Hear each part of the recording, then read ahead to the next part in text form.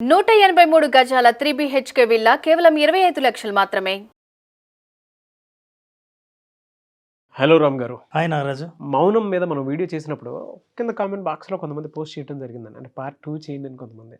Part 2 చేసిన దాంట్లోనే కొంతమంది స్పెసిఫిక్గా వాళ్ళు అడిగినటువంటి క్వశ్చన్, మౌనం అనేది ఎప్పుడు వహించాలి, ఎప్పుడు వహించకూడదు, ఇప్పుడు ఏ సమయంలో ఏ సందర్భానుసారంలో ఓపెన్ చేస్తే బాగుంటుంది. అయితే ఇంకొంతమంది అంటే వాళ్ళకు ఉండేటువంటి ఫ్రస్ట్రేషన్ కానివ్వండి, ఇంకోటి కానివ్వండి, అంటే వాళ్ళు మౌనంగా కూర్చొని ఉంటే మేము దాన్ని సహించాలా, మాకేం పని లేదా, మేము అలా చూస్తూ ఉండిపోవాలా, అలా చూస్తూ కూర్చోవాలా అని క్వశ్చన్ చేసినటువంటి వాళ్ళు కూడా ఉన్నారు. అంటే ఎదుటి వాళ్ళ మౌనం వాళ్ళకి తెలియకుండానే అంత టెంపర్ని క్రియేట్ చేస్తుంది అనమాట. సో దాన్ని ఎలా అర్థం చేసుకోవాలని చెప్పేసి అడగడం జరిగింది. నాగరాజు, మీ మౌనాన్ని భరించలేదంటే దాని అర్థం ఏంటంటే మాటలనైనా భరిస్తారు కానీ మౌనాల్ని భరించలేరు అనమాట. అంటే అది ఎంత పవర్ఫుల్లో మనకు అర్థమవుతుంది. నిజానికి ఎప్పుడు మాట్లాడాలో, ఎప్పుడు మౌనం వహించాలో తెలియడమే విఘ్నత. అంటే ఎక్కడ సైలెంట్గా ఉండాలో, ఎక్కడ నోరు విప్పాలో తెలిసిన వాడే మేధావి. అంటే ఇది తెలియనప్పుడే సోషల్ ప్రాబ్లమ్స్, రిలేషన్షిప్ ప్రాబ్లమ్స్ వస్తాయి. నోరు జారడం అని ఎందుకంటారంటే ఎక్కడైతే సైలెంట్గా ఉండాలో అక్కడ మాట్లాడడమే నోరు జారడం అంటే.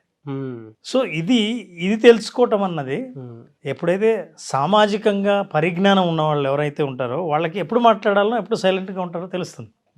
ఒక్కొక్కసారి అంటారు, ఒక చిరునవ్వు ఎన్నో సమస్యలను పరిష్కరిస్తే మౌనం చాలా సమస్యలు పుట్టకుండానే చేస్తుంది అని.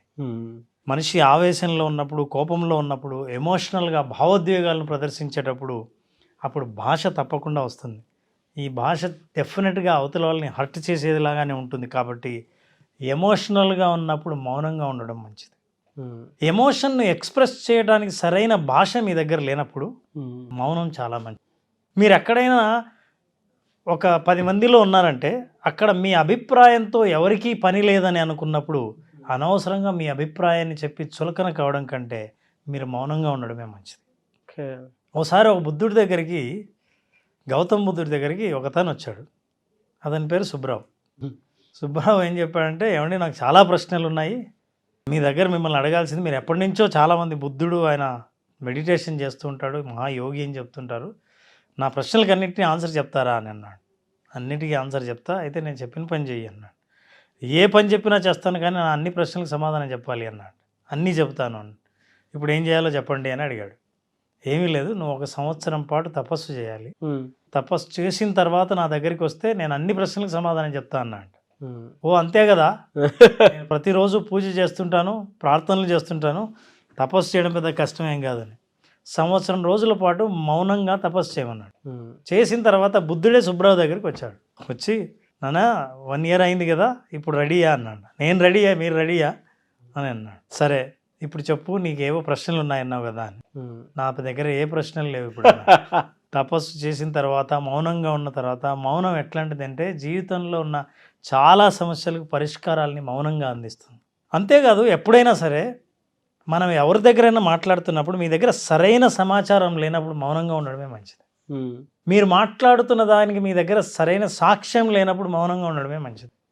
ఒక్కొక్క చోట మీ భాషను అర్థం చేసుకోరు చూసారా ఎవరైనా? మీ భాషను అర్థం చేసుకొని వాళ్ళకి మాట్లాడి ప్రయోజనం లేదు. కాబట్టి అట్లాంటి చోట మౌనం వహించడం మంచిది. అసలు మీ మౌనాన్ని అర్థం చేసుకొని వాళ్ళు మీ భాషను కూడా అర్థం చేసుకోలేరు. అట్లాగే నలుగురిలో ఎక్కడైనా సరే ఒక సంస్కృతి గురించి, ఒక అలవాట్ల గురించి, ఒక వాల్యూస్ గురించి, బిహేవియర్ గురించి మాట్లాడుతున్నప్పుడు మీ అభిప్రాయం దానికి వ్యతిరేకంగా ఉంటే జాగ్రత్తగా వ్యక్తం చేయడం మంచిది, లేదా మౌనంగా ఉండడం మంచిది. మీ అభిప్రాయాలు వ్యక్తం చేయడం అనేది చాలా ప్రధానం. మౌనానికి అభిప్రాయం వ్యక్తం చేయడానికి చాలా దగ్గర సంబంధం ఉంది.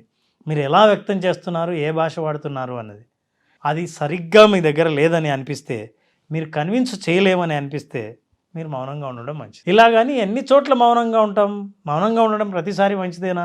మరి చాలామంది ఎప్పుడు మౌనంగానే ఉంటావు, మాట్లాడవా, అసలు మేము భరించాలా అని అంటున్నారంటే మౌనం యొక్క పవర్ ఏంటో తెలుస్తుంది.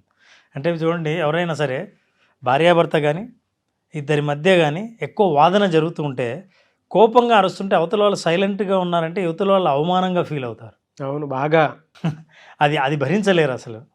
అంటే అవతల వాళ్ళ మౌనం పవర్ఫుల్గా సమాధానం చెప్తోంది అని అర్థం. మీరు అలా ఇరిటేట్ చేసేటట్టు మౌనంగా ఉండమని కాదు, వాళ్ళకి చెప్పాను మేము మౌనంగా ఉండడం మంచిది, నా దగ్గర ఏం మాట్లాడడానికి లేదు, నేను సైలెంట్గా ఉందాం అనుకున్నాను అని చెబితే మీ మౌనాన్ని గౌరవించే అవకాశం ఉంది. మాట్లాడండి. ఎక్కడ మాట్లాడతారంటే అన్యాయం మీ ఎదురుగానే జరుగుతుంటే అది అన్యాయం అని తెలిసి కూడా మీరు మాట్లాడకపోతే తప్పు, అక్కడ మాట్లాడండి. దగ్గరి స్నేహితుడు ఎవడైనా చెడిపోతూ ఉంటే చెబితే ఏమనుకుంటాడో అనుకోకుండా అప్పుడు నోరెత్తి ఇది తప్పు అని స్నేహితుడికి చెప్పండి. మీరు మాట్లాడడం వల్ల మీ ఒపీనియన్ వల్ల ఒక కొత్త ఆలోచనను మీరు ఇస్తున్నారని మీకు అనిపిస్తే అప్పుడు నోరెత్తి మాట్లాడండి. మీ అభిప్రాయం ఇతరులందరి అభిప్రాయంలోకి మీ అభిప్రాయం కూడా వాల్యూ యాడ్ చేస్తుంది అని అనుకుంటే అప్పుడు నోరెత్తి మాట్లాడండి. ఈ సందర్భాల్లో కాకుండా ప్రతిరోజు ప్రతి మనిషి కనీసం 5 నిమిషాల పాటు తనతో ఇతరుల దగ్గర మాట్లాడుతున్నప్పుడు కనీసం 15 నిమిషాల పాటు అందరినీ వినటం కోసం సైలెంట్గా ఉండడం ప్రాక్టీస్ చేస్తే చాలా విషయాలకు సమాధానం దొరుకుతుంది. ఉదాహరణకి ఒక పాఠం చెప్తున్న టీచర్ దగ్గర స్టూడెంట్స్ పాఠం మొదలుపెట్టాడు, టైటిల్ చెప్పాడు పాఠం ఏంటో, సార్ నాకు క్వశ్చన్ ఉంది అని అన్నాడు. అసలు నేను ఇంకా మొదలే పెట్టలేదు, చాలా ప్రశ్నలు అప్పుడు పుడతాయి. కానీ విఘ్నత కలిగినోడు ఏం చేస్తాడంటే పాఠం మొత్తం విన్న తర్వాత నేను అడుగుదాం అనుకున్న అన్ని ప్రశ్నలకు సమాధానాలు దొరికాయి, ఇక నేను అడగాల్సిన అవసరం లేదు. సైలెంట్గా ఉంటే నీకున్న ప్రయోజనం ఏంటంటే నువ్వు అడిగి నీ అమాయకత్వాన్ని బయటపెట్టే కంటే విని తెలుసుకోవడం ఉత్తమం. ఈ విషయాలు ఎప్పుడైతే తెలుసుకుంటామో సమాజంలో లౌక్యం అని అంటాం, లౌక్యం అనే విషయాన్ని స్పష్టంగా మనం తెలుసుకొని పాటిస్తాం. ఈ లౌక్యం కలిగిన వ్యక్తికి మౌనం యొక్క విలువ తెలుస్తుంది, మాట యొక్క విలువ కూడా తెలుస్తుంది. విలువను కాపాడుకోవాలని అనుకుంటే ఎప్పుడు మాటను వదలాలో ఎప్పుడు దాచుకోవాలో తెలుస్తుంది. అందుకే మౌనం చాలా ప్రధానమైంది. ఎవరినైనా వినాలంటే ఉదాహరణకి మంచి మీ దగ్గర స్నేహితులు ఎవరైనా ఉన్నారనుకోండి, వాళ్ళు మీతో ఏదైనా చెప్పుకోవాలని వస్తారనుకోండి, వాళ్ళు ఏం ఎక్స్పెక్ట్ చేస్తారంటే మీరు వాళ్ళతో ఎక్కువ మాట్లాడడం మొదలు పెడితే అవతల వాళ్ళు మాట్లాడడం ఆపేస్తారు. అవతల వాళ్ళు మాట్లాడాలని మీరు ఎప్పుడైతే అనుకుంటారో మీరు మౌనం వహించండి, వాళ్ళు చెప్పాలనుకున్నది మొత్తం చెప్పేస్తారు. మనం చాలామందికి ఎంక్వైరీ చేసేటప్పుడు కూడా తెలుసుకోవాలనుకున్నప్పుడు కూడా ఏం చేస్తామంటే మన ప్రశ్నలతోనే మనం ఎక్కువ మాట్లాడతాం, సమాధానం చెప్పే అవకాశం ఎక్కువ ఇవ్వం. సమాధానం చెప్తున్నప్పుడు మీరు మౌనం వహించండి. జీవితం మనకు సమాధానం చెప్తుంది, మన సమాజం కూడా కావాల్సిన సమాధానాలన్నీ మన ప్రశ్నలకు అందిస్తుంది. ఇది మౌనం యొక్క విలువ. థ్యాంక్ యూ అండి, thank you so much Ram garu. Thank you very much Narayana.